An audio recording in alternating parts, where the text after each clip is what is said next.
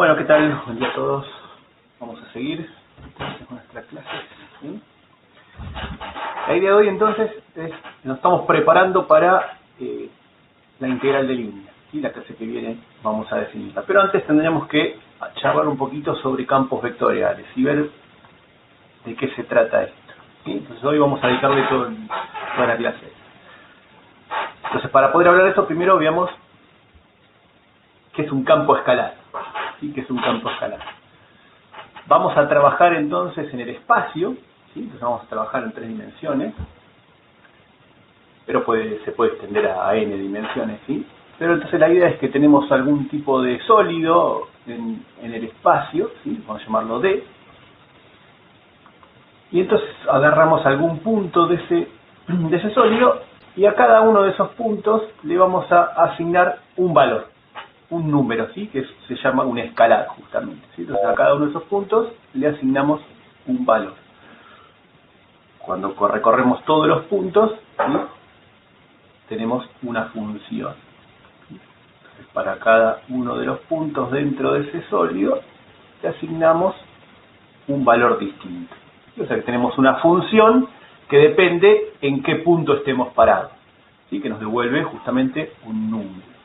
O sea que esa es una función que va desde ese conjunto de puntos en el espacio, ese conjunto de ese sólido, a la recta real. Entonces eso simplemente lo vamos a llamar campo escalar. Entonces quiere decir que es una función de 3 variables que nos devuelve un escalar, un número. ¿Sí? Eso es lo que vamos a llamar un campo escalar porque nos devuelve un escalar. En contra de eso, ¿sí? Tenemos lo que es un campo vectorial, donde ahora a esos puntos del sólido, ¿sí? En cada punto le vamos a asignar un vector, ¿sí? Entonces, por ejemplo, para este punto, ¿sí? Para este punto nos devuelve este vector, ¿sí? O sea, un punto en R3, ¿sí? Un vector. Una terna de valores. Ahora son 3 números que nos devuelven, ¿sí? Una dirección en X, en Y y en Z. Y con eso formamos el vector, justamente, ¿sí? Si lo hacemos para otro punto, nos va a devolver otro vector, ¿sí? Para otros puntos nos va a devolver distintos vectores. Entonces ahí tenemos para cada punto nos devuelve un vector distinto. Eso es lo que vamos a llamar el campo vectorial, que no es otra cosa que una función de 3 variables que nos devuelve otros 3 números, ¿sí? Un vector. Y eso es lo que vamos a llamar un campo vectorial. O sea, son cosas que ya habrán charlado en Mate A, ¿sí? Una función de 3 variables que nos devuelve, está seguro que la vieron, ¿sí? El campo vectorial no sé si la habrán llegado a ver. A cada punto del espacio entonces le asignamos un vector. El campo escalar, ¿sí? Podría ser, ahora vamos a ver ejemplos, ¿no? De todo esto, pero el campo escalar podría ser algo que ya vimos, por ejemplo la densidad de masa, ¿sí? Cuando integramos todo eso nos da una masa, ¿sí? Pero podría ser, por ejemplo, la temperatura, ¿sí? A cada punto le asigna un número, la temperatura, ¿sí? En una habitación, en cada punto hay una temperatura, eso sería un campo escalar. ¿Sí? Un campo vectorial, ¿qué podría ser? Ahora vamos a ver un montón de ejemplos, ¿sí? Pero para que ya vayan pensando, podría ser, por ejemplo, si esto es algún fluido que se está moviendo, ¿sí? Una cañería que corre agua, bueno, la velocidad del agua, por ejemplo. ¿Sí? Va a tener una dirección, ¿sí? Un módulo y un sentido y una dirección. Puede ir más rápido, más despacio, eso va a ser el largo del vector, y para dónde circula, ¿sí? Nos lo da a dónde apunta el vector. El tema es que, bueno, entonces, es una función que nos devuelve un vector, pero depende de dónde estemos parados, ¿sí? Entonces, ¿sí? Por ejemplo, este punto apunta para acá, en este otro apunta para otro lado, ¿sí? O sea que las componentes de ese vector dependen del punto en el cual estamos evaluando ese campo vectorial, ¿sí? O sea que cada una de estas componentes son funciones del punto, de X y Z. ¿Sí? Entonces el campo vectorial, cuando hablamos de un campo vectorial, estamos pensando en esto que está acá, ¿sí? Cada una de las componentes de ese campo es como un campo escalar, ¿sí? Una función de 3 variables. Entonces simplemente es eso, ¿sí? Les ponemos el nombre de campo vectorial porque, bueno, muchas de las cosas a partir de ahora que vamos a hablar en la materia en realidad nacen de las físicas, ¿sí? La necesidad de explicar cosas físicas, y a partir de eso es como que medio en paralelo se inventó la matemática. Entonces muchos de los nombres están heredados de la física, ¿sí? Entonces cuando hablamos de campos, son campos que para explicar cosas de la física, ¿sí? Son conceptos matemáticos, pero los nombres están heredados de la física. Y ya los van a ver cuando en física, ¿sí? Y todo, sobre todo esto de campos en la física que sigue. Bueno, pero entonces veamos algunos ejemplos, ¿sí? Donde parecerían, ¿sí? Cómo serían estos campos. Entonces uno, como les mencioné, era la velocidad de un fluido, ¿sí? Entonces el campo vectorial es la velocidad, que depende entonces de dónde estemos parados. Uy, me quedo en X acá. X, Y, Z. Entonces, por ejemplo, bueno, viene la velocidad por este caño, vienen todos en todos puntos a la misma velocidad, apuntando hacia la derecha. Acá llega una conexión, ¿sí? Donde cambia el radio del caño. Entonces, bueno, ahí se empiezan a separar. Entonces, por ahí los puntos que están más cerca de los bordes, ¿sí? Apuntan hacia arriba, ¿sí? Y bueno, cada punto que agarremos va a ser distinto, ¿no? Va a ir cambiando. Acá puede haber alguna cosa turbulenta y va a haber algún remolino, ¿sí? Pero esto para que tengan una idea, ¿sí? Más o menos van a tener esta pinta la velocidad, ¿sí? En cada punto entonces nos indica en qué dirección está circulando el agua y con qué velocidad, ¿sí? Eso es lo más importante. Entonces, después de que pasa esta cosa rara que pasó acá, estos cambios de radio, por ahí, bueno, los que venían más cerca del borde tuvieron todo ese problema de que se expandieron, se chocaron contra los bordes, entonces bajó la velocidad.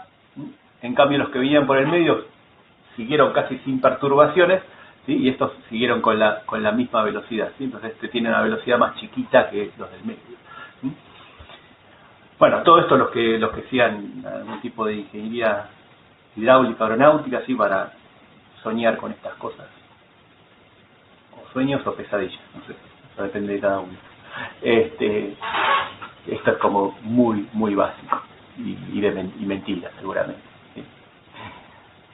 Pero bueno, esto sería un tipo de campo, ¿sí? Entonces a cada punto le asignamos un vector, ¿sí? Entonces nos da información de la velocidad que tiene el fluido en este caso.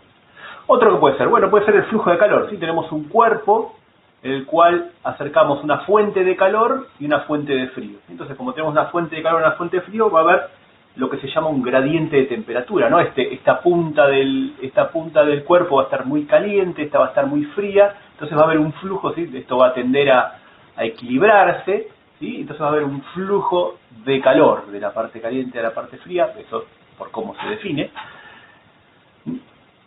que nos indica cómo va trasladándose, trasladándose el calor, ¿sí? Que eso va a depender, bueno, del material, ¿sí? De la homogeneidad del cuerpo, obviamente, de la conductividad de calor que tenga el cuerpo, justamente. Bueno, pero este campo, entonces, como dijimos, es como que hay, ¿por qué aparece? Aparece porque hay una diferencia de temperatura, justamente. ¿Sí? Aparece una diferencia de temperatura. A este cuerpo también podemos asignarle un campo escalar, donde nos indica la temperatura en cada punto, ¿sí? Entonces ese campo no es cualquier cosa, sino está relacionado con eso, justamente, la temperatura. Entonces ese campo se obtiene a partir de ese campo escalar de temperatura, haciendo el gradiente. Eso se llama un campo gradiente. Este flujo de calor es el gradiente de la temperatura, justamente, ¿sí? La temperatura nos indica cómo se va moviendo. Entonces, de todas estas cosas vamos a hablar más adelante, ¿sí? Por ahora es un nombre, vamos a ver de qué se trata, ¿sí? Pero bueno, este operador que está acá era el gradiente, el que vieron, eso sí lo vieron en Mate A, ¿sí? Cuando calcularon los gradientes de una función, que entonces esta función es un campo escalar, es una función de tres variables que nos devuelve un escalar o un número. Cuando calculamos el gradiente nos devuelve un vector, ¿sí? Nos devolvía un vector, acuérdense. ¿Qué otro más? Bueno, uno que habrán conocido, habrán trabajado, ¿sí? Es el campo gravitatorio, ¿sí? Que trabajó Newton, ¿sí? Siguiendo esto, donde, ¿sí?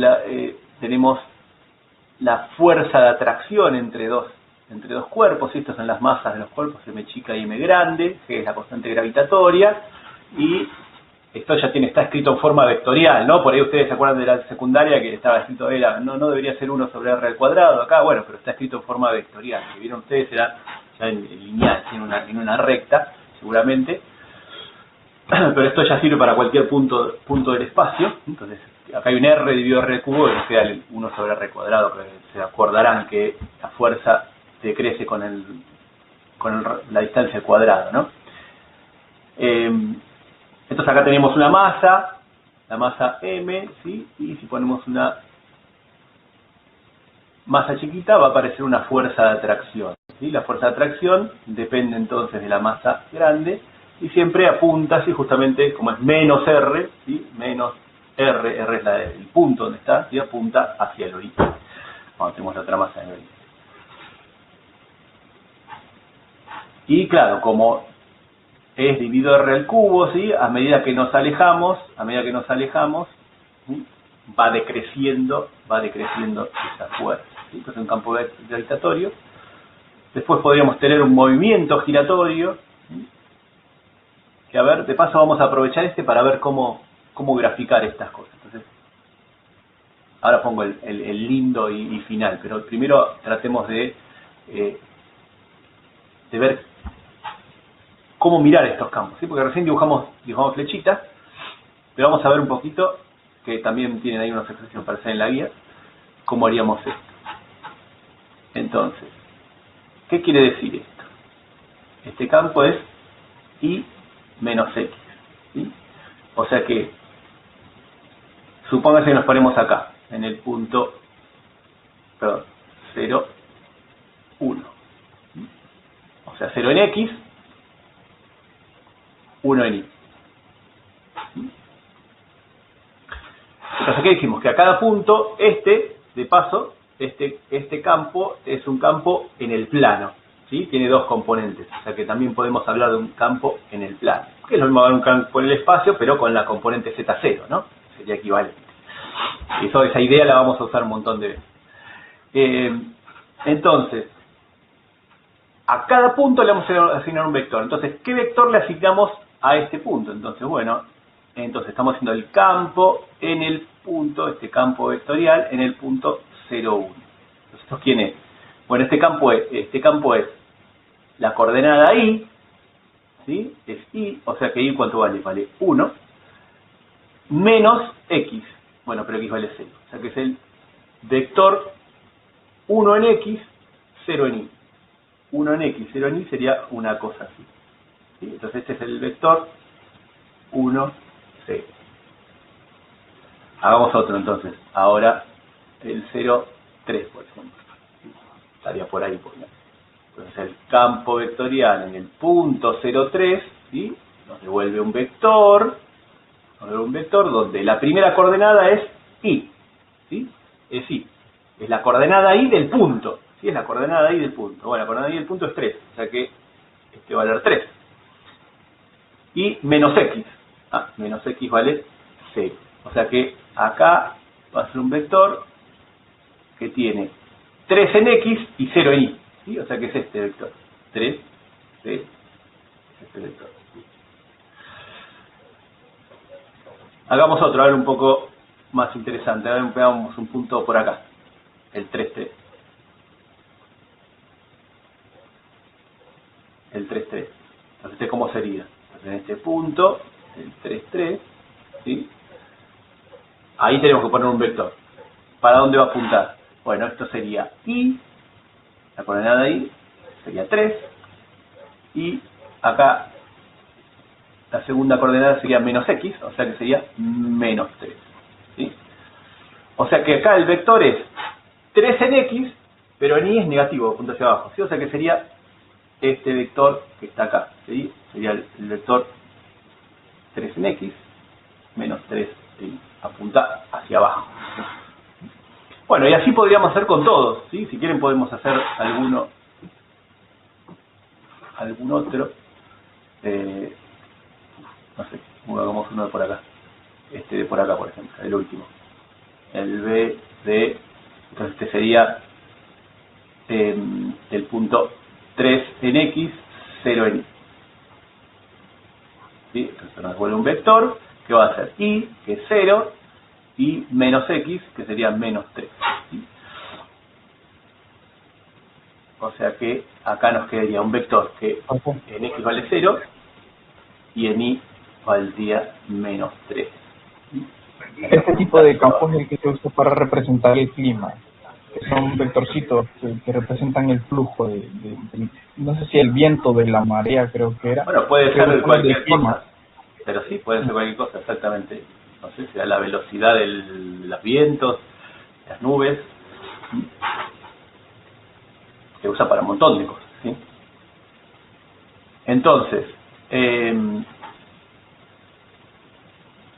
tema es este, ¿no? Es de cómo graficarlo, porque ahora el tema es el siguiente. Teníamos tres números, perdón, bueno, si estamos en el espacio tres números, porque acá en el plano dos números, y esto es una función que de dos números nos vuelve otros dos números, ¿sí? Entonces, para graficarlo, lo que conviene hacer esto, graficar algunos vectores para tener una idea de qué pinta tiene este campo. Entonces, si hacemos para muchos, ¿sí? Van a ver que les va a dar una cosa como esta.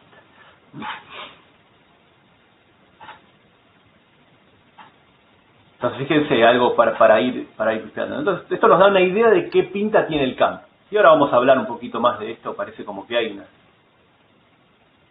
creo que se llaman unas líneas de campo, una línea de flujo, ¿no? Hacia dónde va apuntando el campo. Bueno, esto como nos da una idea como que es una cosa giratoria. ¿Sí? Por eso pusimos acá un movimiento giratorio. O sea, pues si les decimos este campo, es como que sí, el campo es Y menos X. No sé, qué sé yo, es ese campo, listo. Pero fíjense que ahora que lo graficamos podemos ver que, parece como que está girando, ¿no? En sentido horario, parece como que está girando. ¿Sí? Si ponemos algo acá va a tender a dar vueltas acá. ¿Sí? Por eso es un movimiento giratorio. Entonces, para eso sirve justamente hacer este gráfico. Entonces, entendió un poquito cómo hace el gráfico, ahora ustedes van a practicar algunos ahí en la guía. Fíjense una cosa para ir analizando, ¿no? En este en particular, ¿qué pasa? La componente en X, ¿sí? La componente en X depende de Y justamente. Entonces, bueno, cuanto estamos más arriba, va creciendo la componente en X, ¿no? Fíjense que las flechitas son cada vez más grandes a medida que nos vamos alejando. Si nos vamos alejando, las flechas son cada vez más grandes. Y eso cuando Y es positivo. Cuando Y es negativo, ahora también van creciendo cada vez las flechitas, pero apuntan para el otro lado, porque justamente acá el Y es negativo. Bueno, y lo mismo para el X, ¿no? Como es menos X, ahora cuando X es positivo apuntan hacia abajo, por el signo menos, y el otro lado apuntan hacia arriba, ¿no? Entonces son cosas que podemos ir mirando. Y este otro campo, fíjense, ahora este era Y menos X. Y ahora lo que hacemos es Y dividido a X cuadrado más Y cuadrado y menos X dividido a X cuadrado más Y al cuadrado. Entonces, podemos de vuelta hacer la cuenta y van a ver que ahora les da una cosa de este tipo. De vuelta, parece ser, es giratorio también, ¿no? Este parece como que tiende a que esto gire, ¿sí? Esto lo pueden ver es como cuando si acá hubiera un drenaje del agua, ¿sí? Cuando va el remolito que se forma cuando sacan el tapón, ¿sí? Bueno, puede modelizarse una cosa así, ¿sí? Es más complicado obviamente, pero básicamente podría ser este campo de velocidades, ¿sí? del agua que se va por un drenaje. Entonces fíjense, también es un movimiento circular, pero ahora la velocidad cerca del origen es mucho más grande que la velocidad lejos, y va decreciendo ahora la velocidad. Bueno, ¿qué diferencia? Los dos son movimientos circulares, ¿sí? Pero bueno, ahora vamos a ver qué diferencia hay aparte de eso, ¿sí? Que parece ser que son lo mismo, pero claramente hay una diferencia. Vamos a ver qué implica esa diferencia, ¿sí? La forma de los campos es distinta. Uno más, ¿sí? El campo de fuerza eléctrica. Este es parecido al gravitatorio. Fíjense que tiene la misma pinta, ¿sí? Este propone Coulomb, ¿sí? Hay algún chiste por ahí que Coulomb se copia de Newton. donde está el epsilon, ¿sí? La constante eléctrica. Q son las cargas eléctricas, ¿sí? Tenemos dos cargas eléctricas, y también decrece con la distancia al cuadrado, ¿sí? Y el tema es que ahora ya no son masas, son cargas eléctricas. Las cargas eléctricas podrían ser positivas o negativas, ¿sí? Entonces, en el caso de que sean de signo contrario, ¿sí? Si que sea el caso de que sean signos contrarios, la fuerza es atractiva, ¿sí? La fuerza es atractiva, entonces la fuerza apunta en este sentido, y en el caso de que sean del mismo signo, la fuerza es repulsiva, ¿sí? O sea que las fuerzas tienden a separar a las partículas. Y este campo, ¿sí? El gravitatorio también, ¿sí? Pero en este caso también se puede obtener de calcular el gradiente de lo que se llama el campo de potenciales eléctricos, ¿sí? Donde B, bueno, acá lo puse como un vector, pero en realidad es un campo escalar, es este producto de las cargas dio el módulo de la distancia, ¿sí? Esto que se llama el potencial, ¿sí? Y cuando el potencial es constante, ¿sí? Son lo que se llaman las superficies equipotenciales. Entonces, para esta carga, por ejemplo, las superficies equipotenciales, por simetría, aparte sale esto, ¿sí? Pero es graficar esto, ¿sí? El módulo R hace que sea estas esferas, ¿sí? Entonces, esas son las superficies equipotenciales. Y el campo de fuerzas es ortogonal justamente a superficies equipotenciales. ¿Esto por qué? Bueno, porque justamente es el gradiente de esa potencial, ¿sí? Entonces, como la superficie de nivel de esa función potencial, el gradiente el gradiente de esa función es ortogonal a la superficie de nivel, ¿sí? Por esto que vimos antes, ¿sí?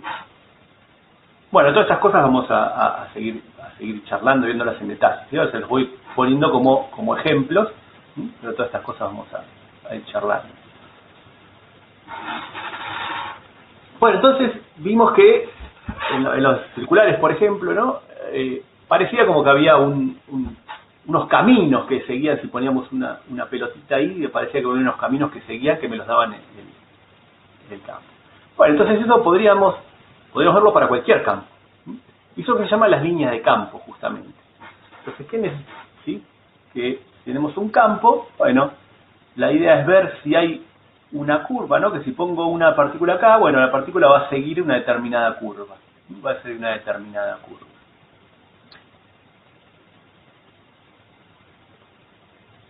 Y entonces, ¿qué condición tendría que cumplir, ¿no? O sea, si es la curva, ¿quién me la da? ¿Quién define la curva? Bueno, el campo, justamente, ¿no? El campo me dice por dónde va la partícula, ¿sí? Entonces, ¿qué se imagina que tendría que pasar en cada punto de esta curva? Bueno, lo que tendría que pasar, ¿sí? Lo que tendría que pasar, si agarramos un punto, es que en ese punto, el campo, ¿sí? El campo tendría que ser tangente a la curva, ¿no? Porque es el que nos dice cómo se está moviendo en ese punto de la partícula. Se mueve para allá, listo. Entonces tangente a la curva. Así en este punto el campo apuntando en ese sentido, ¿sí? Y así sucesivamente. Entonces, en cada punto, ¿sí? El campo va a ser tangente a la curva.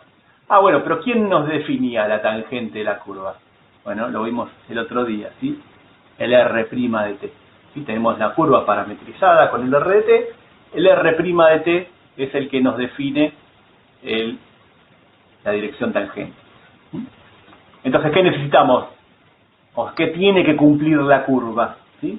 Bueno, que si el campo lo evaluamos sobre los puntos de la curva, ¿sí? Por ejemplo, lo evaluamos en este, bueno, el campo tiene que ser igual al R' de t.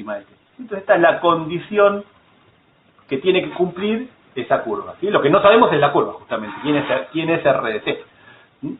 Eso es lo que no sabemos quién es. Pero lo que sabemos es que tiene que cumplir esto. Entonces, sabiendo esta condición, es lo que vamos a tratar de hallar la curva, ¿sí? Entonces, estas curvas, ¿sí? Son los que vamos a llamar línea de campo o líneas de flujo, ¿sí? Porque nos dicen cómo va el flujo o la corriente, ¿sí? Bueno, lo pueden encontrar en un montón de libros con distintos nombres. Depende de quién lo haya traducido.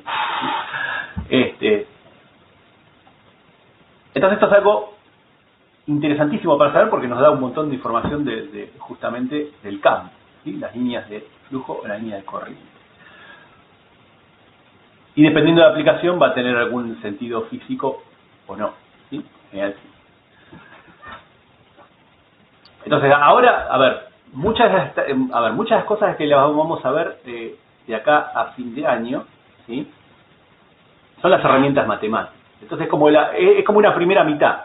Le va a faltar un montón de cosas en la otra mitad, ¿sí? Que es la parte física o la aplicación. Lo que pasa es que hay muchas, ¿sí? Entonces, algunas yo les voy a ir contando, ¿sí? Les voy a ir agregando cosas, ¿sí? Como mucho con electromagnetismo, cosas así, les voy a ir contando. Pero otras van a tener como que esperar, ¿sí? Van a tener que esperar a que en las materias de física, sobre todo, más adelante, lo vuelvan a usar, ¿sí? Entonces, por ahora estamos aprendiendo en matemáticas, estamos aprendiendo las herramientas que van a usar después, ¿sí? Yo voy a tratar de ir metiéndoles algunos ejemplos, pero en algunos va a quedar como trunco, ¿sí? Falta el otro pedazo, las aplicaciones. Entonces, por ejemplo, ¿sí? Por ejemplo, tenemos este campo, ¿sí? Un campo sencillo, X, Y, ¿sí? Este campo, dibujamos algunas, ¿sí? Son estas que están acá, ¿sí? X e Y, entonces cuanto más lejos estemos, ¿sí? Cuanto más lejos estemos, más grandes son los vectores, ¿sí? Pero son todos, apuntan en forma radial hacia afuera, ¿sí? Entonces, ¿la idea cuál era? La idea entonces es, tenemos R de t, que es XY, R' de t, entonces, sí, son las coordenadas, XY, R' de t es la derivada de X con respecto a t, la derivada de Y con respecto a t.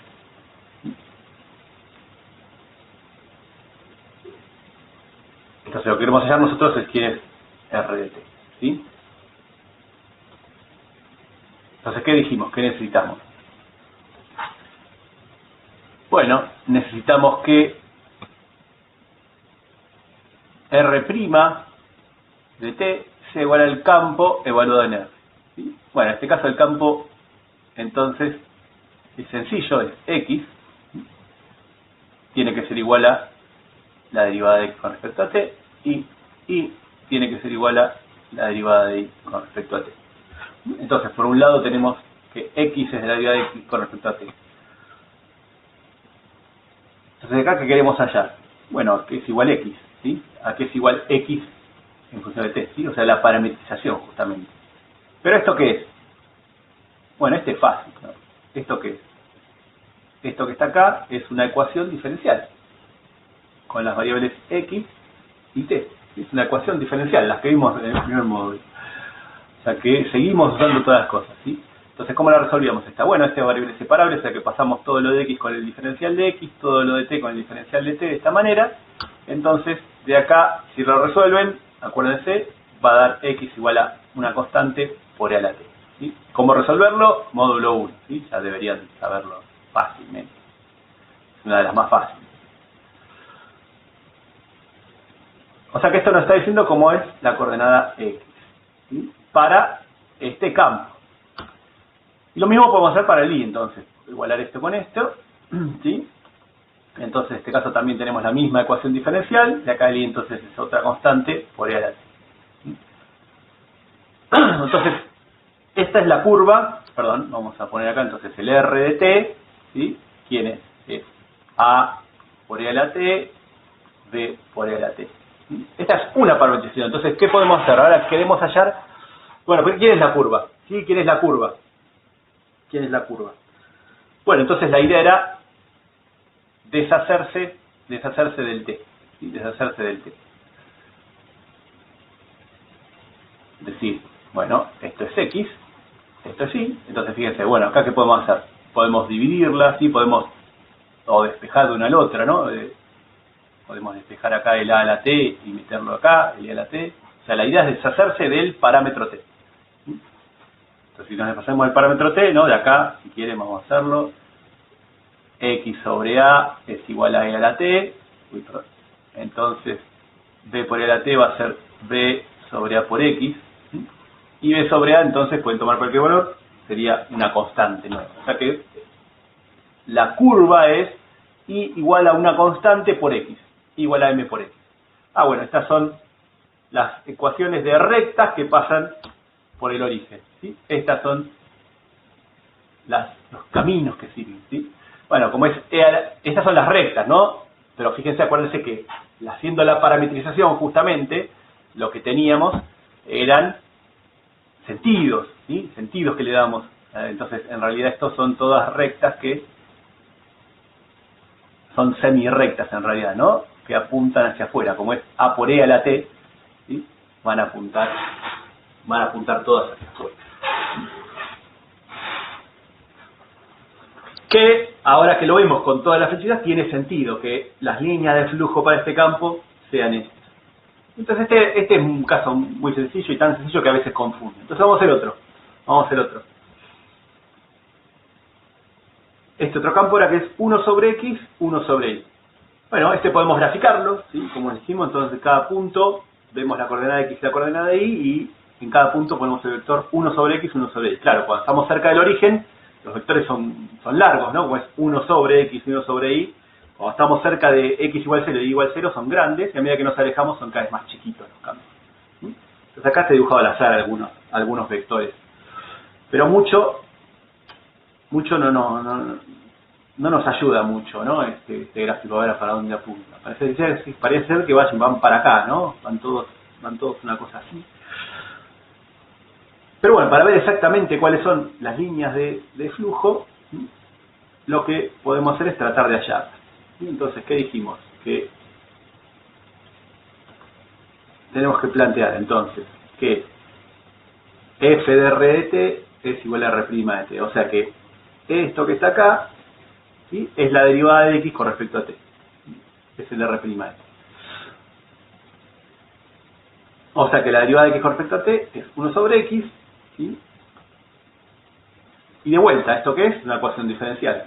X por diferencial de x igual a diferencial de t, variables separables, x cuadrado es igual a 2t más una constante. Eso por un lado. Por el otro, la derivada de y con respecto a t tiene que ser igual a la segunda componente del campo, 1 sobre y. Entonces de vuelta acá nos queda la misma ecuación diferencial, y cuadrado es igual a 2t más b, perdón.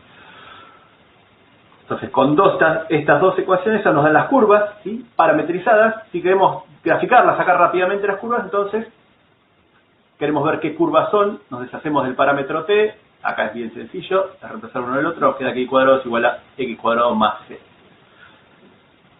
Estas curvas, ¿quiénes son? Esto es y cuadrado igual a y cuadrado más c.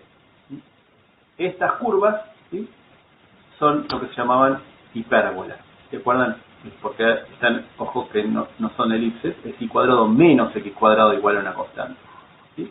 Estos son hipérbolas, que tienen esta pinta, ¿sí? Son estas las hipérbolas. Bueno, ahora tiene más sentido, claro. Cuando está ahí por acá, tienden a ir todos para allá, ¿sí? Tienden a ir todos a esta recta de 45 grados. Están mandando todas las partículas con ese sentido. Y este campo que está acá. Entonces, ¿entendió cómo trabajar con la línea de corriente? Bueno, esto sobre todo lo van a usar más adelante, ¿sí? En otras matemáticas lo van a usar mucho. Nosotros no lo vamos a usar tanto. Pero fíjense que acá, para poder hallar la línea de corriente, aparecen resolver ecuaciones diferenciales, ¿sí? Y en este caso fueron ecuaciones diferenciales sencillas, pero dependiendo de cómo sea el campo, podrían llegar a complicarse bastante. Bueno, ¿qué más podemos decir de los campos? Bueno, habíamos hablado de eso del campo de temperatura, ¿sí?, el flujo de calor, y luego un campo gradiente. Bueno, lo de campo gradiente es algo muy específico y que va a ser importantísimo, desde acá hasta fin de año, ¿sí? Entonces, dado un campo escalar, entonces es una función de 3 variables que nos vuelve un escalar, un número, podemos calcular lo que se llama el campo gradiente en el punto P sub 0. El gradiente, ¿sí?, acuérdense del gradiente entonces de esa función escalar, es un vector que tiene 3 componentes.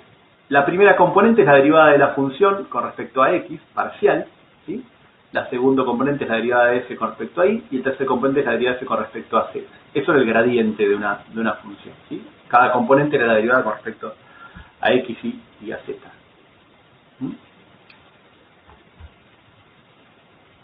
Entonces, en un punto podemos evaluarlo, ¿sí? Nos devuelve un vector.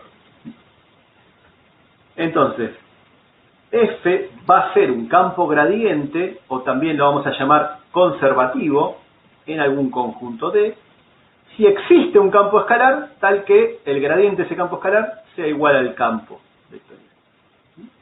Y esa función escalar, lo vamos a llamar la función potencial de f en D.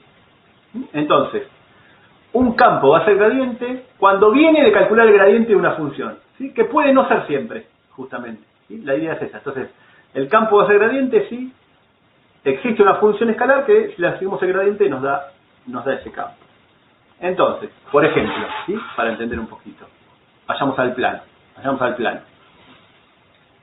Supónganse que tenemos este campo, ¿sí? 2xy, la primera componente, x cuadrado más y cuadrado la segunda componente, ¿sí? Acá está con ij, si quieren escribirlo de otra manera, esto sería 2xy, x cuadrado más y cuadrado. ¿Sí? Su campo en el plano. Bien, entonces uno se pregunta, ¿es un campo gradiente? ¿Es un campo gradiente? Bueno, ¿qué quiere decir que es un campo gradiente?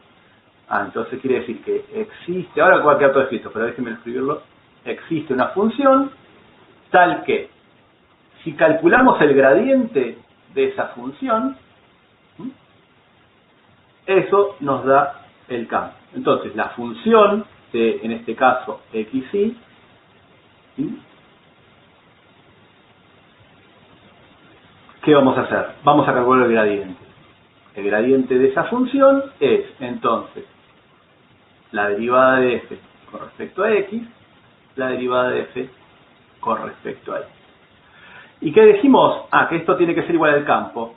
Bueno, entonces, ¿qué estamos diciendo? Que esto tiene que ser igual a 2xy, x cuadrado más y al cuadrado. ¿Se entiende lo que estamos haciendo entonces? El gradiente tiene que ser igual al campo. O sea que se tiene que cumplir esto que está acá. O sea que acá sacamos dos condiciones. Que la derivada de f con respecto a x sea igual a 2xy y que la derivada de f con respecto a y sea igual a x cuadrado más y al cuadrado. Para que se cumpla, tiene que existir una f que cumpla estas dos cosas. ¿Sí? Entonces, déjenme todo dejar escrito acá. Entonces, por un lado, la derivada de f con respecto a x tiene que ser igual a 2xy, y por el otro lado, la derivada de f con respecto a y tiene que ser igual a x cuadrado más y al cuadrado.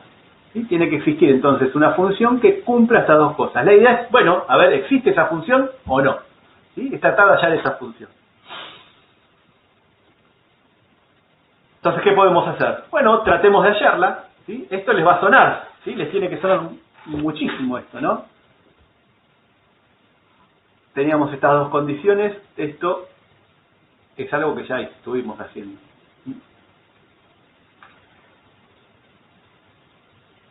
Bien, entonces, fíjense, el 2xy lo tuvimos de derivar parcialmente la función con respecto a x. Entonces, bueno, podríamos tener una forma parcial de la función xy. ¿Cómo? Bueno, integrando con respecto a x. Como acá derivamos dejando ahí constante, bueno, integremos dejando ahí constante.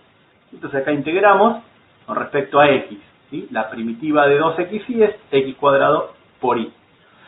Y de la misma manera, cuando vimos ecuaciones diferenciales exactas, ¿sí? Ahí es cuando de eso es lo que les tiene que sonar.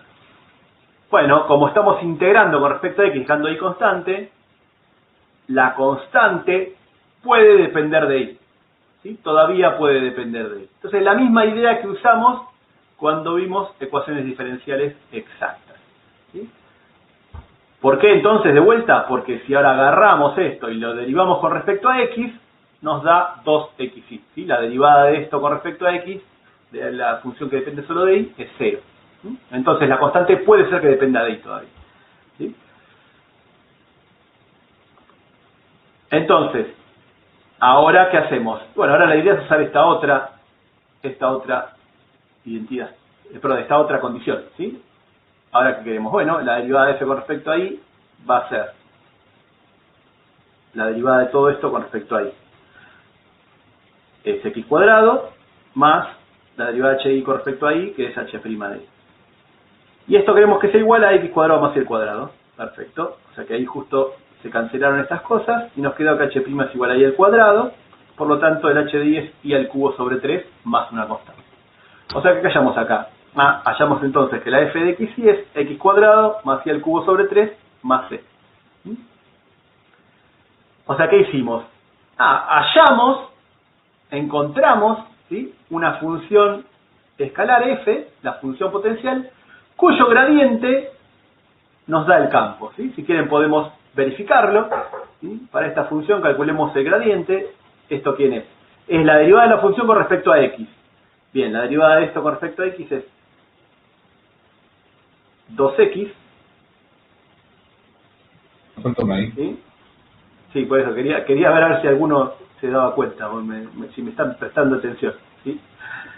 Es 2x, la derivada de esto con respecto a y sería 3y al cuadrado sobre 3, que sería y al cuadrado, ¿sí? Y entonces, ¿qué pasó? No nos dio. No nos dio. Entonces, ¿qué pasó? Y en algún lado nos equivocamos. A ver dónde nos equivocamos. Bueno, acá como ya dijeron, nos equivocamos cuando copiamos de acá a acá, ¿sí? Nos faltó esta y. Pero vean lo importante que es verificarlo, ¿no? Aparte es una pavada, es derivar. Entonces, mirá, me había olvidado de la y. Perfecto. Entonces ahora cuando derivemos con respecto a x, esto queda 2x por y, no hay problema. Y cuando derivemos con respecto a y, acá queda un x cuadrado, ¿sí? O que queda más x cuadrado. Y ahí sí, entonces, se cumplen las condiciones, ¿sí? Siempre verificar. Bien, entonces, f es un campo gradiente conservativo, en este caso, en todo R2. ¿Por qué? Porque esta función la podemos derivar en todo R2. Y en todo R2 siempre se cumple que el gradiente de f es igual al campo. Esto vale en todo R2. ¿Sí? Entonces, siempre empecemos a pensar eso ahora, ¿sí? Veamos esto. Un campo no es gradiente o conservativo, con eso no alcanza. Un campo es gradiente o conservativo en algún conjunto, ¿sí? Hay que decir dónde es un campo gradiente, dónde es conservativo, ¿sí? Profe, entonces más adelante, las mayúsculas representan vectores. No, acá las letras que están en negrita son vectores y las letras que no están en negrita son campos escalares. Son campos vectoriales o campos escalares, ¿sí? Si no tengo el negrita, cuando escribo yo, le pongo una flechita arriba. Bien. Veamos otro. Pasemos al espacio ahora. Pasemos al espacio. A ver qué pasa ahora. Ahora se complica un poco. A ver. Ahora, ¿qué necesitamos? Necesitamos entonces, si existe una función, ahora va a ser una función de 3 variables, f, x y z. ¿Qué tiene que cumplir? Bueno, que el campo tiene que ser igual al gradiente de esta función. O sea que todo esto tiene que ser la derivada de f con respecto a x, todo esto debería ser igual a la derivada de f con respecto a y, y todo esto debería ser igual a la derivada de f con respecto a z. Entonces, ¿el objetivo cuál es? Hallar f, ¿sí? Si existe, por ahí no existe, pero si existe, tienen que cumplir estas 3 cosas. Entonces, por un lado tenemos esta condición y esta otra. Y ahora tenemos 3 restricciones.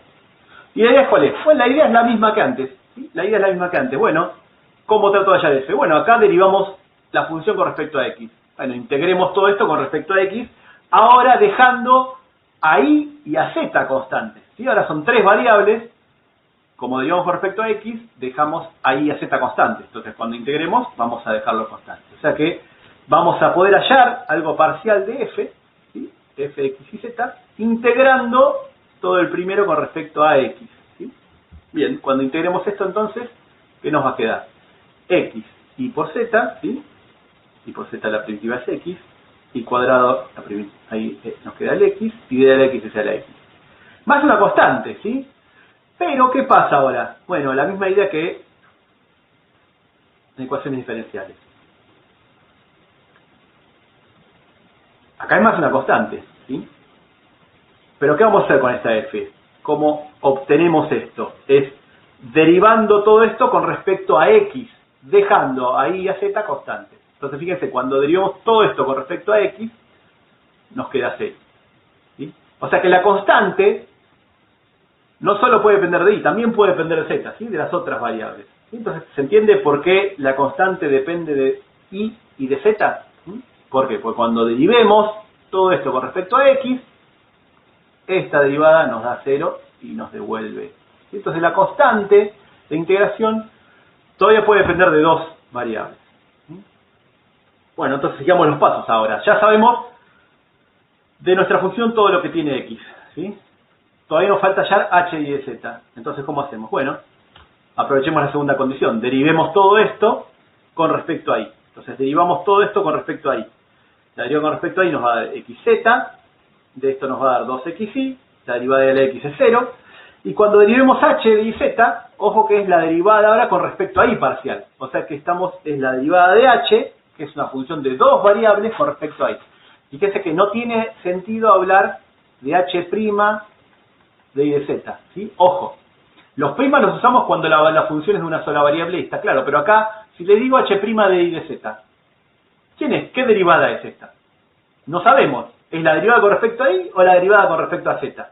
¿Sí? Entonces esto no tiene sentido, ¿sí? Porque hay ambigüedad, no sabemos con respecto a quién estamos derivando. Entonces hay que dejar bien explícito cuál es la derivada. En este caso sería la derivada de h con respecto a y, ¿sí? Entonces ojo con esto, cuando hay más de dos variables hay que decir con respecto a quién estamos derivando. Bien, entonces esta es la derivada de lo que ya sabíamos. Usando esta condición b, esto va a ser igual a x por z más 2y por x más e a la y. Entonces fíjense que justo acá esto se cancela con esto se cancela con esto y nos queda que la derivada de h con respecto a y es e a la y. O sea que el h de y de z va a ser e a la y, ¿sí? Porque es la integral de e a la y, es e a la y más una constante. Pero todavía, como esta función depende de y de z, todavía puede ser que la constante dependa de z. ¿Sí? ¿Puede depender de x? ¿También? Si derivamos con respecto a y, ¿por qué no puede depender de x? Porque eso salió en la integral, ¿no? Cuando Claro, derivamos ¿por qué? respecto de x Porque esta inicialmente. función, ¿por qué no puede depender de x? Porque esta función es de y de z nada más, no es de función de x, entonces ya no puede depender de x, ¿sí? Es una función de dos variables, de y de z. Esto es todo lo que depende de y. Esta constante entonces todavía puede depender de z, nada más, ¿sí? Bien. Entonces, volvemos y escribimos nuestra función.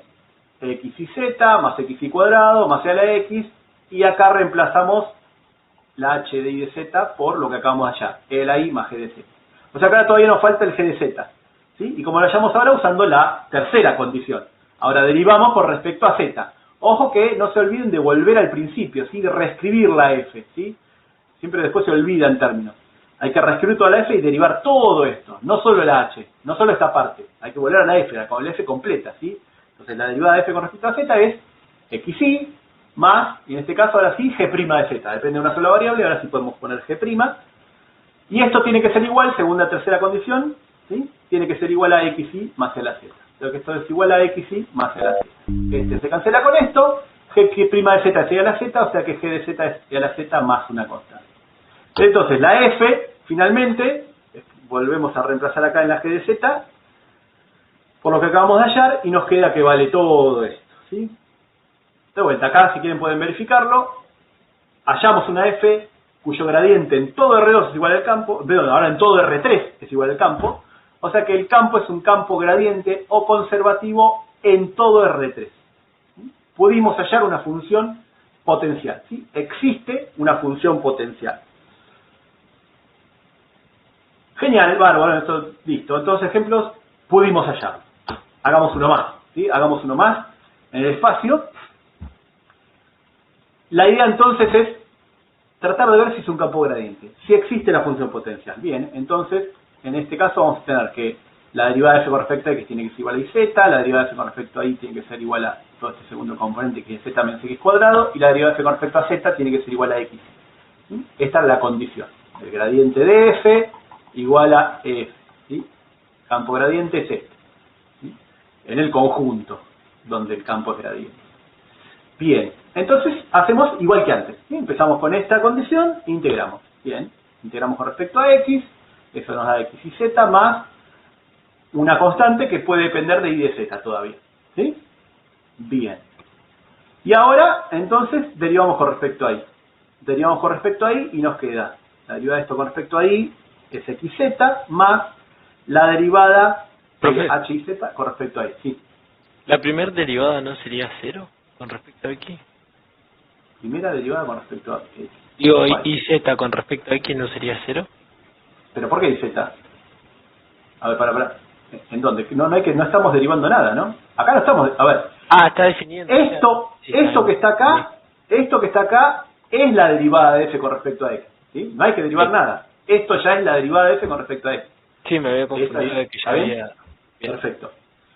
Esto es la derivada de f, o sea que esa es esta igualdad justamente que está acá. Y ahora lo integramos a eso. Entonces, por un lado es la derivada de todo esto. Perfecto. Según esta condición, ¿sí? Usando la segunda condición, entonces, tiene que ser igual a x por z menos x al cuadrado. Entonces, fíjense, acá esto se canceló.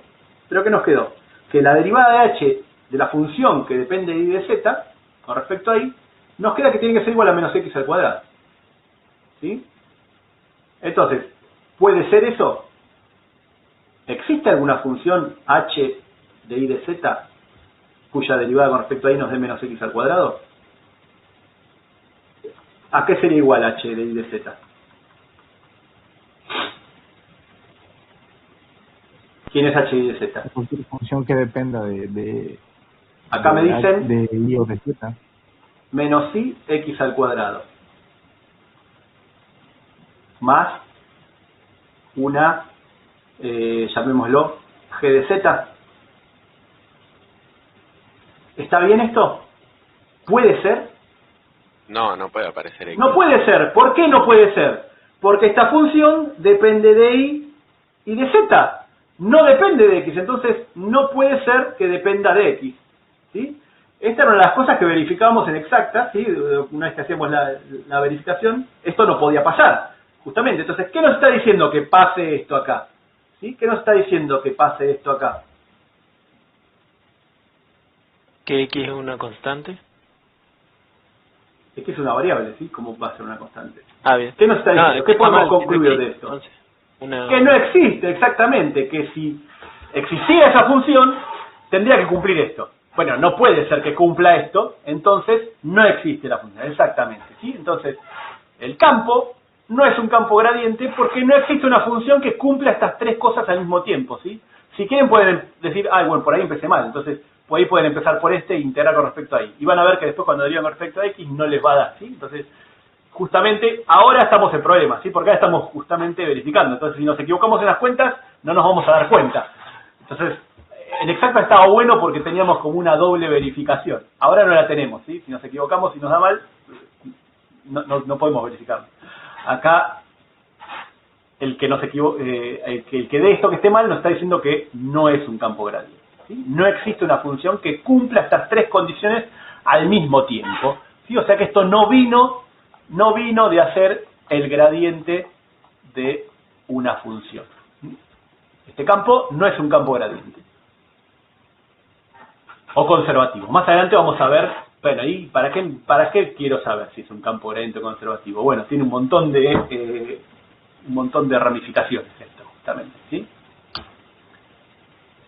Bueno, ¿qué más? Como ven, estamos viendo del campo vectorial, estamos como mencionando un montón de cosas, ¿sí?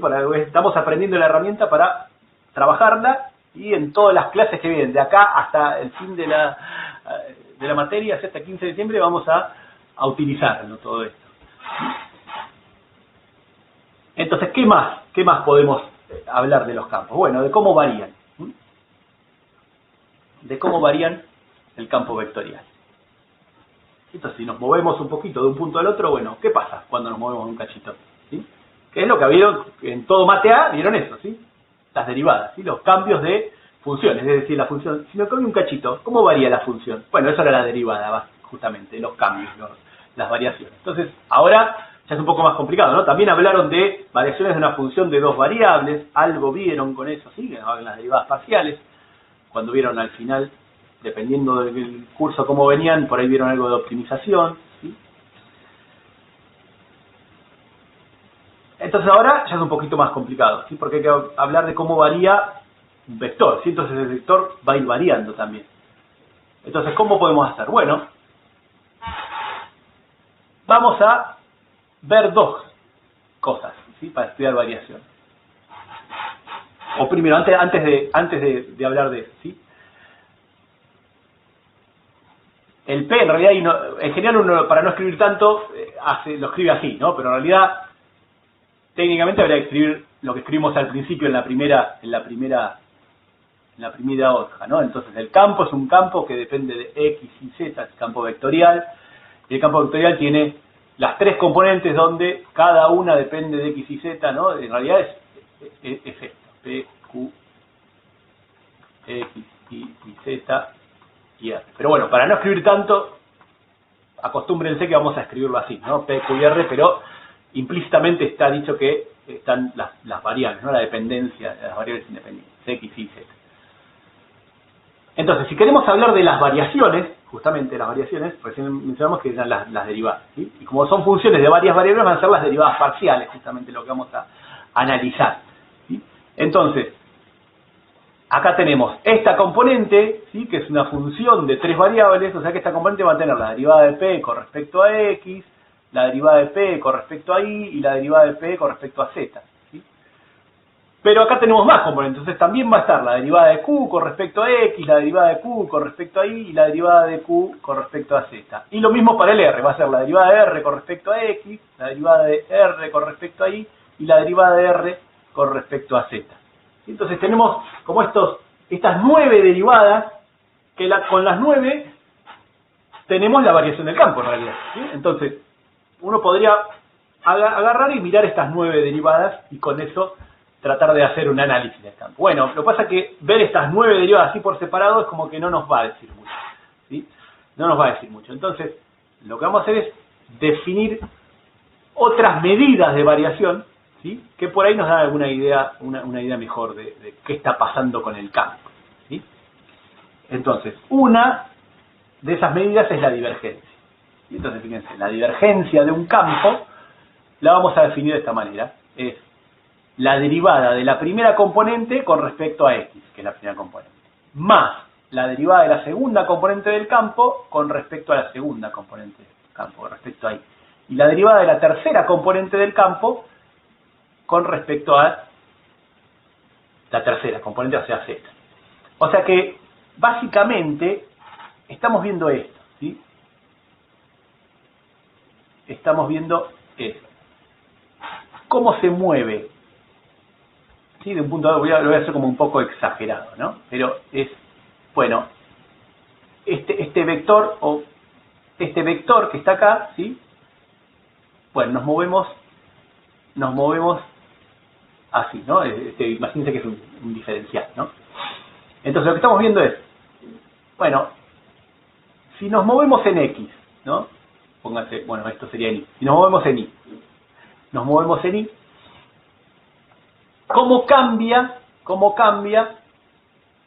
la componente en Y? ¿Sí? El delta Y, si quieren. ¿Sí? Nos movemos un delta Y acá, ¿cómo cambia lo que sería acá el Q, ¿no? La segunda componente del campo en Y. Entonces, si nos movemos un cachito en Y, ¿cómo cambia esa componente en esa dirección? ¿Sí? Y si nos movemos en X, delta X, bueno, ¿cómo cambia el campo en X? ¿Sí? O sea que a ese vector es como que lo descomponemos en las tres componentes, X y Z, y nos fijamos cómo cambia cada una. ¿Sí? Entonces esto nos da una idea, la divergencia, ¿sí? Nos da una idea de cómo cambia el campo en la dirección que nos estamos moviendo. ¿Sí? En la dirección que nos estamos moviendo.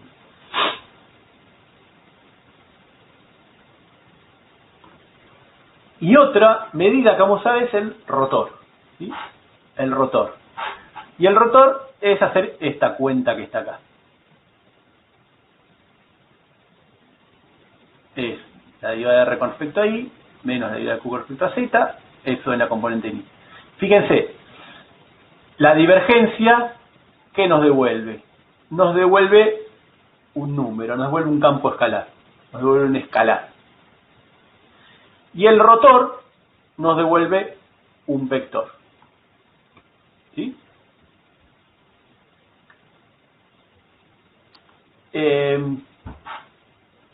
Bueno, por ahora son definiciones, ¿sí? Vamos a ir, a medida que avancen las clases, vamos a ir charlando a ver, bueno, un poquito más qué nos dice la divergencia, qué nos dice el rotor, cuando veamos unos teoremas más adelante, ¿sí?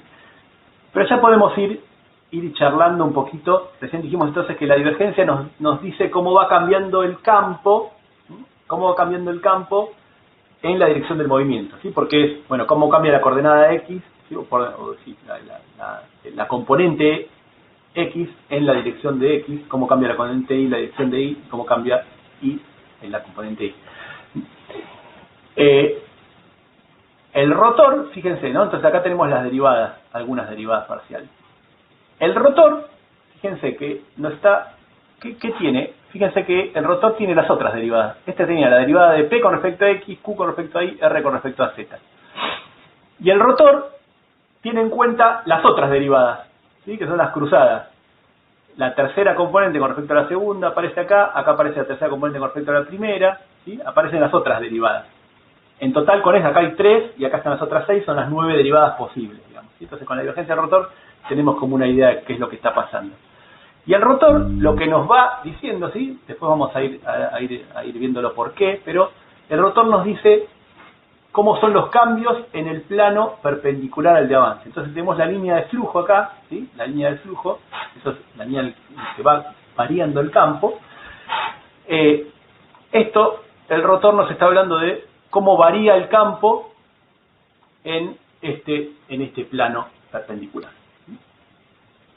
Bueno, todo eso lo vamos a ir viendo. Por ahí ahora es más difícil darse cuenta de eso acá con estas expresiones.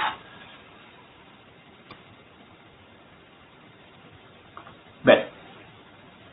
Pero bueno, para poder escribir todo esto de una manera más sencilla, ¿sí? Porque si no, el rotor hay que acordarse de toda esta fórmula, ¿sí? Entonces, ¿cómo era? Era R, Q, P, ¿cómo era? ¿Era con un más, con un menos? Bueno, para eso vamos a introducir lo que se llama el operador Nabla.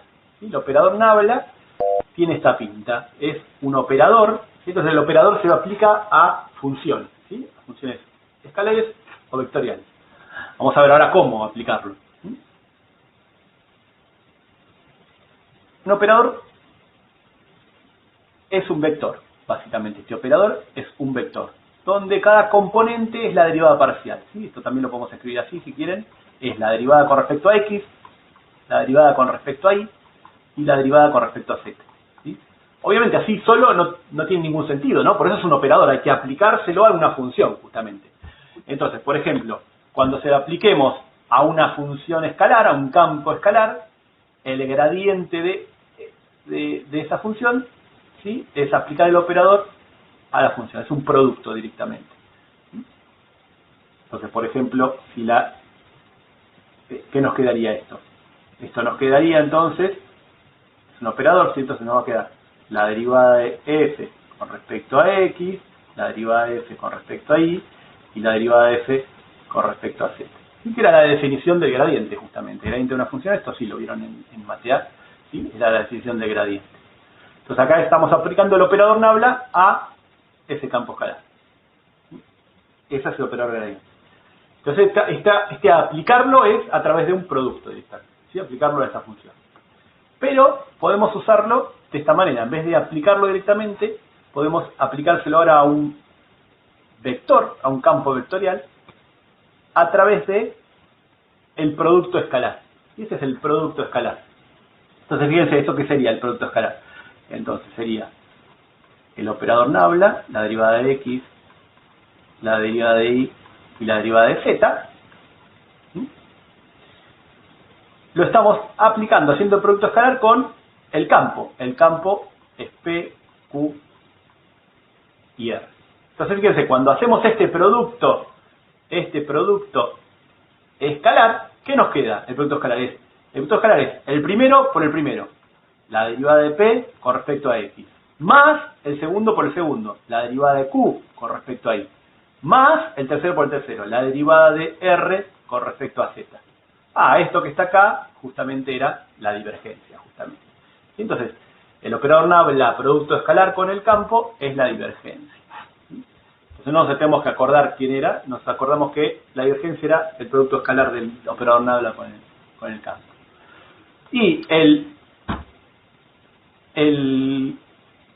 si hacemos el rotor, ¿sí? Entonces ahora tenemos este vector con este otro vector, ¿sí? El producto cruz, ¿sí? El producto vectorial del operador nabla con el campo, eso nos da el rotor, ¿sí? Si quieren vamos a hacerlo, vamos a hacerlo.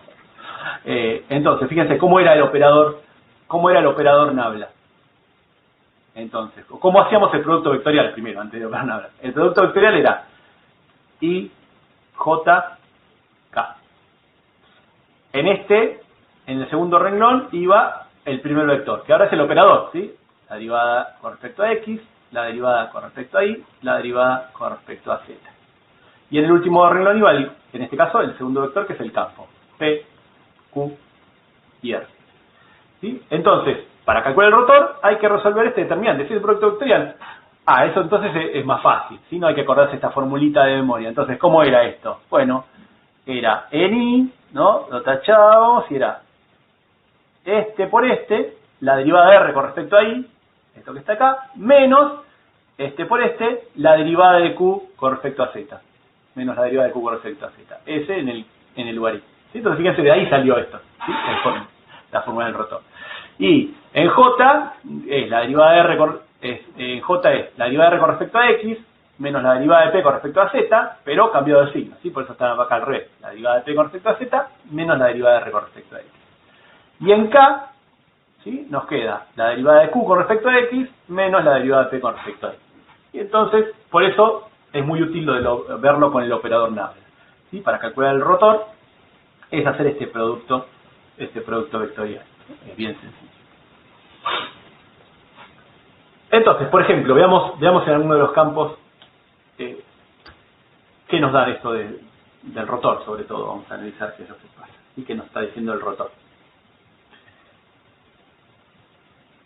Bueno, supongamos este campo es y al cuadrado y 0. Es un campo que apunta siempre a la derecha, ¿sí? Porque no tiene componente vertical, ¿sí? O sea que son siempre horizontales las líneas, pero a medida que nos alejamos es cada vez crece, ¿no? Con el I cuadrado crece la velocidad. Entonces la idea ¿cuál es? Bueno, calculemos el rotor. Entonces el rotor es este producto vectorial, ¿sí? Que lo calculamos de esta manera. Entonces, haciendo este determinante, ponemos el operador nabla en la segunda fila, el campo en la tercera fila, pero, claro, fíjense, me salté, perdón, me salté. Para calcular el rotor, ¿sí? Acá tenemos un campo que está en el plano, ¿sí? Un campo que está en el plano, tiene dos componentes nada más. Pero para calcular el rotor necesitamos tres componentes, ¿sí? El rotor no está definido para dos componentes. Entonces, ¿qué podemos hacer? Bueno, lo que ya mencionamos antes, ¿no? Este campo que estaba en el plano, suponemos que la componente Z es 0, y entonces es como que estamos trabajando en el plano, ¿sí? Entonces le agregamos una componente. Eso lo vamos a hacer un montón de veces, ¿sí? Para trabajar con este tipo de campos que están en el plano. Entonces, para calcular el rotor, así lo podemos calcular con esas tres componentes.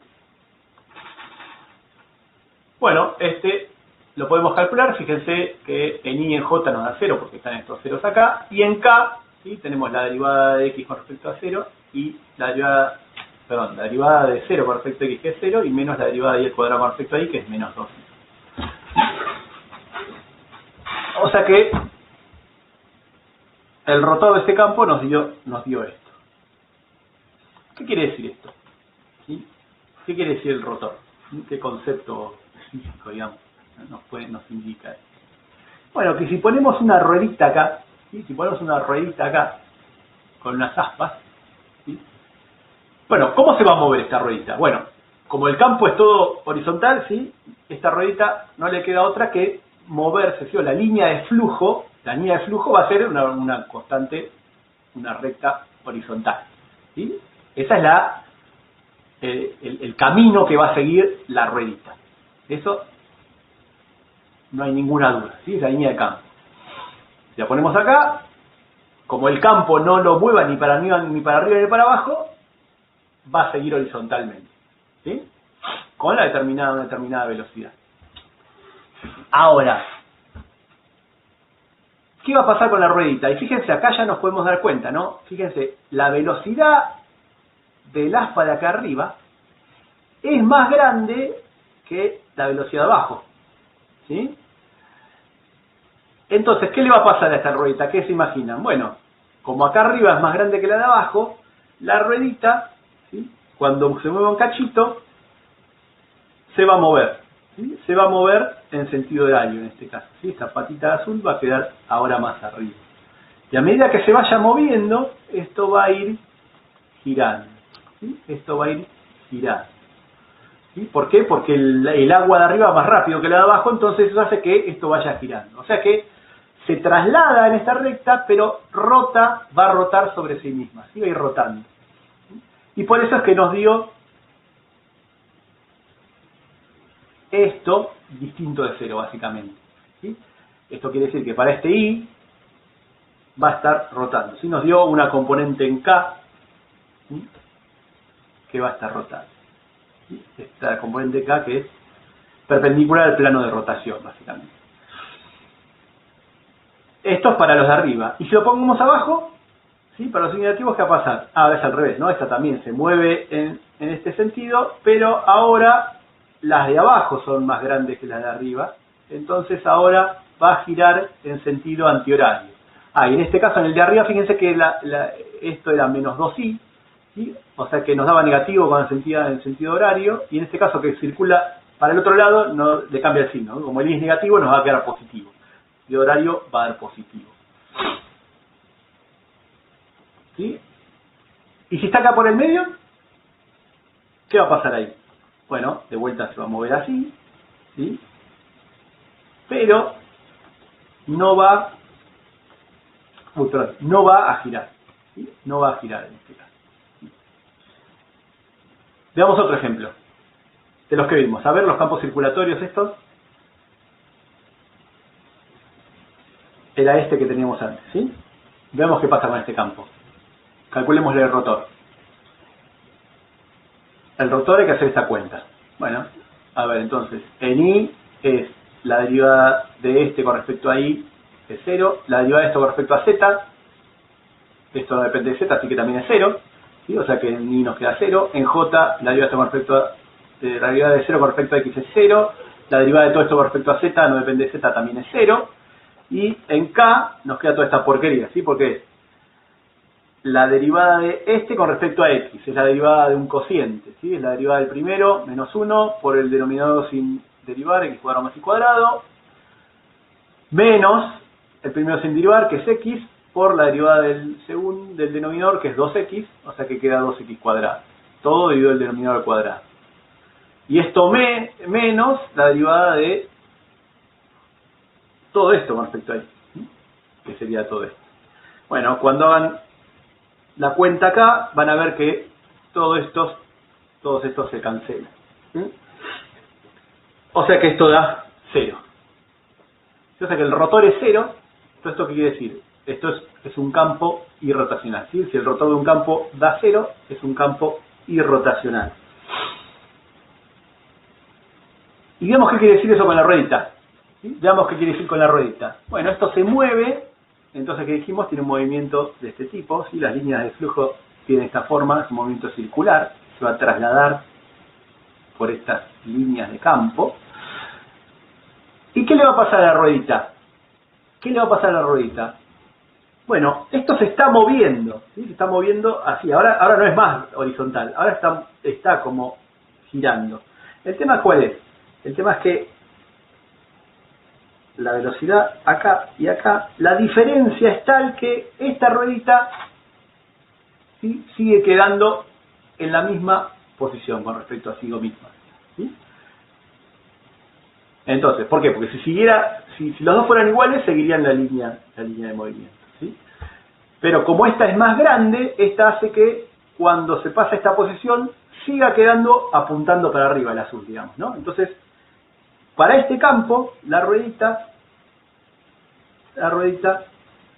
no gira sobre sí misma. ¿Y eso es por qué? Porque el rotor nos dio 0. En cambio, veamos otro campo, que también era un campo circulatorio. Bueno, calculemos el rotor. Bueno, entonces calculemos el rotor. Si hacen la cuenta, ¿sí? Esto también nos va a dar una componente en K, que nos va a dar -2. Entonces, ¿qué quiere decir eso? Bueno, a ver, pongamos la ruedita, ¿sí? O sea que el campo no es irrotacional. Si ponemos la ruedita, ¿qué va a pasar? Ahora esta velocidad es más grande que esta, o sea que eso hace que esta ruedita vaya girando, ¿sí? Entonces va a ir girando, entonces, claro, parece como que no va girando con respecto a la dirección, ¿sí? Bueno, eso es porque es constante, pero la ruedita sobre sí misma, ¿sí? Si no nos fijamos en la traslación, nos fijamos en la ruedita está girando, ¿sí? Que básicamente es lo que hace la Luna. ¿La Luna rota sobre sí misma? Sí, rota sobre sí misma. A nosotros nos pone siempre la misma cara. Fíjense que acá es como que siempre es la misma cara la que apunta hacia el origen, ¿sí? Parece como que no rota, pero sí, la ruedita cuando dio toda una vuelta, dio una vuelta sobre sí misma. Dio toda una vuelta. O sea que la ruedita está rotando sobre sí misma, ¿sí? Este es un campo rotacional. Entonces, esta es la idea del rotor. Si el rotor nos da una idea de si ponemos una ruedita, si la ruedita esa gira sobre sí misma o no. ¿Sí? Entonces se mueve, pero a medida que se mueve también rota. ¿Sí? Eso es lo que nos da una idea. Y la divergencia, bueno, podemos hacer un pequeño análisis. Después, más adelante, vamos a hacer otro análisis al final, cuando vemos un par de teoremas, pero por ahora podemos ir mencionando algo de la divergencia, ¿sí?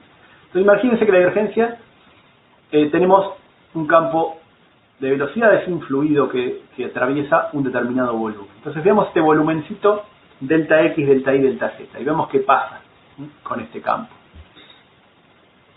Entonces este campo tiene una componente en X, en Y, en Z, ¿sí?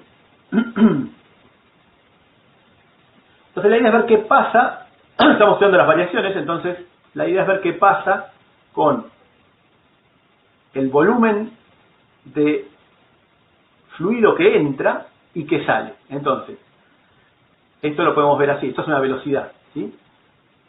La velocidad es metros por segundo, si es volumen sobre tiempo, ¿sí? Sería una cosa así. Cuántos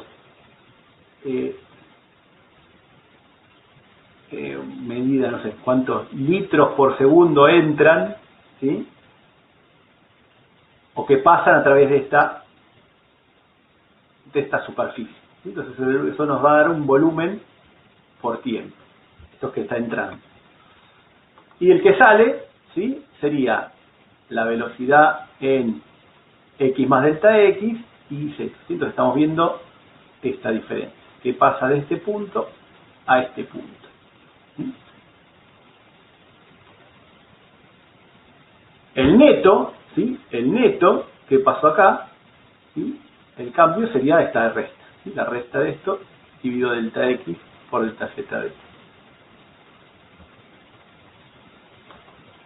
En el límite, ¿sí? Nos queda esto, pero ¿esto quién es en el límite? Es la derivada de B con respecto a X, ¿sí? Por el diferencial de volumen. O sea que la cantidad de fluido, si tomamos ahora todo, si esto hicimos el análisis para X, si hacemos el mismo análisis para Y y para Z, justamente, nos aparece la divergencia. Entonces, la cantidad de fluido creado está dado por justamente la divergencia de este campo de velocidad. Entonces, si la divergencia de ese campo es positivo, va a ser una fuente, se crea fluido, ¿sí? O la divergencia es negativa, va a ser un sumidero, se pierde por ahí, ¿sí? La canilla que se está perdiendo el líquido, y si es cero, el fluido se dice que es incompresible, ¿sí? Que es lo que está pasando cuando, por eso se usan, ¿no? los sistemas cuando son los pistones, ¿no? Cómo pasan, cómo transmiten fuerza de un lado al otro. Estos sistemas hidráulicos es porque los fluidos son incompresibles, ¿sí? O los líquidos. Y la divergencia es nula. Bueno, de esto vamos a hablar un poco más al final de la materia. Pero bueno, la divergencia también no solo es para fluidos, esto de las fuentes y medios tiene muchísimo más sentido cuando hablamos de cargas eléctricas, que, de vuelta, ya lo vamos a mencionar algún otro ejemplo. La carga eléctrica positiva en una fuente, negativa en su nivel. Y por último, ¿sí? Algo más del campo vectorial, mencionar una identidad que igual la tienen ahí como en la práctica para demostrarla, pero que va a ser muy útil más adelante, que si calculamos el rotor de un campo gradiente, ¿no? Es el gradiente de una función, es un campo gradiente. Entonces el rotor de un campo gradiente, vamos a ver qué nos da, ¿sí? Entonces el rotor de este campo gradiente es una cosa así. Acá el operador nabla, entonces, y acá abajo sería el gradiente de la función, ¿sí? El gradiente de la función, recuerden que es un vector, donde la primera componente es la derivada de f con respecto a x, la segunda componente es la derivada de con respecto a y la tercera es la derivada de f con respecto a z. Entonces nos queda esto que está acá. Fíjense, si calculamos el rotor de esto, ¿qué nos va a dar? Nos va a dar todo esto. Fíjense, en y, tachamos este y este, y nos queda la derivada de f de f con respecto a z y con respecto a y. Entonces nos queda esto, de la derivada de f con respecto a z y después con respecto a y. Entonces nos queda esto. Menos la derivada de f con respecto a y con respecto a z. ¿Sí? ¿Qué es esto? Pero ¿qué pasa? ¿Sí? Lo mismo nos va a quedar para los otros. ¿Esto a qué es igual? Son las derivadas segundas cruzadas, ¿sí? Acá estamos primero derivando con respecto a z y después con respecto a y. Y acá estamos primero derivando con respecto a y y después con respecto a z. Estas dos cosas van a ser cero, ¿sí? Entonces, fíjense que en ningún momento dijimos quién era el campo, ¿sí? Si esto viene de un campo gradiente, el rotor va a ser cero, ¿sí? Entonces esto lo vamos a usar más adelante.